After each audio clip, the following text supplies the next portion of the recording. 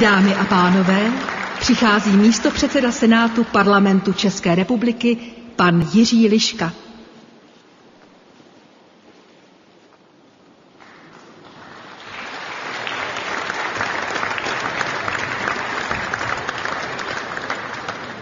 Dobrý den, vážené kolegyně, kolegové, dámy a pánové. Před každými volbami se říká, že jsou to volby nesmírně důležité, že rozhodují o další budoucnosti naší země. V letošních podzimních a komunálních a ještě více v senátních volbách tato slova platí víc než kdy jindy. Výsledek letošních senátních voleb ovlivní bezprostředně nejen směřování České republiky, která se neobejde bez hlubokých reforem, a případná levicová většina v Senátu by je mohla nebezpečně brzdit nebo dokonce zcela zablokovat. Ale tyto volby jsou důležité i z dlouhodobého politického hlediska. Je třeba si připomenout, že Senát byl založen a má pracovat jako pojistka demokracie v naší zemi.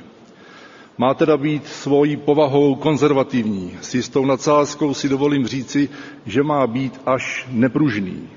Opatrný k jakýmkoliv výstřelkům zprava i zleva. Podezřívavý ke geniálním nápadům, které se náhle vynoří. Ke všem zázračným receptům na řešení těžkých a složitých problémů. Není náhodou, že ze zákona musí být věk senátora vyšší, než je tomu v případě poslanců nebo ministrů. Právě tento moment určité zkušenosti a plnoletosti, doplněné konzistentním konzervativním náhledem na svět, může v České republice fakticky nabídnout pouze ODS.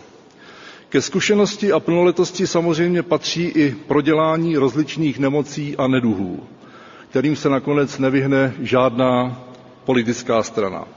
Je více než pravděpodobné, že ty nové strany problémy zrání teprve čekají. ODS byla vždy hlavním hegemonem na pravici. O řád státotvornější, méně stranická než různí její spojenci. Prostě proto, že vždy měla větší odpovědnost. Mnohokrát jsme na to doplatili a mnohdy i velmi draze. Stejně tak je to s populismem, ať už jakéhokoliv ražení. ODS z hlediska krátkodobého, možná ke své škodě, nikdy fakticky populistická být neuměla. A já jsem tomu rád. Senát totiž ze své podstaty takový být nesmí.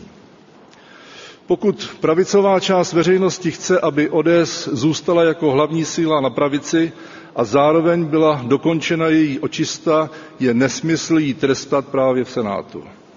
Jsem přesvědčen, že ODS mnohokrát prokázala, že do Senátu vysílá skutečné politické osobnosti. Lidi, kteří doma ve svých krajích nebo oborech již něco dokázali, jsou pevní ve svých názorech a za kterými je velké množství kvalitní práce. To jsou důvody, proč senátorský tým ODS představuje tu méně dravou, ale o to odpovědnější a vyzrálejší tvář ODS. Konečně pokládám také za nezbytné připomenout, že do horní komory parlamentu se volí většinově. Že se tedy vybírá mezi konkrétními osobnostmi. I v této oblasti nabízí ODS nejvíc. Její demokratická a decentralizovaná struktura sice přináší nemalé obtíže, ale v žádném volebním obvodu nehrozí, že by do senátních voleb ODS vyslala neznámou tvář, která se náhle objevila. Jak je tomu u některých jiných stran. Senátor by měl být především důvěryhodný a důvěryhodnost politika se odvíjí od jeho konzistentnosti. Jak ale měřit konzistenci u lidí, které neznáme a nevíme, co dříve dělali a jaké byly a jsou jejich postoje.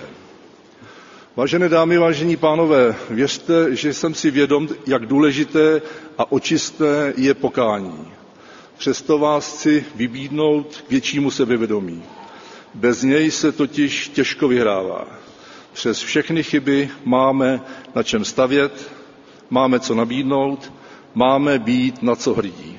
Proto soupeřů se nebojme a na množství nehleďme.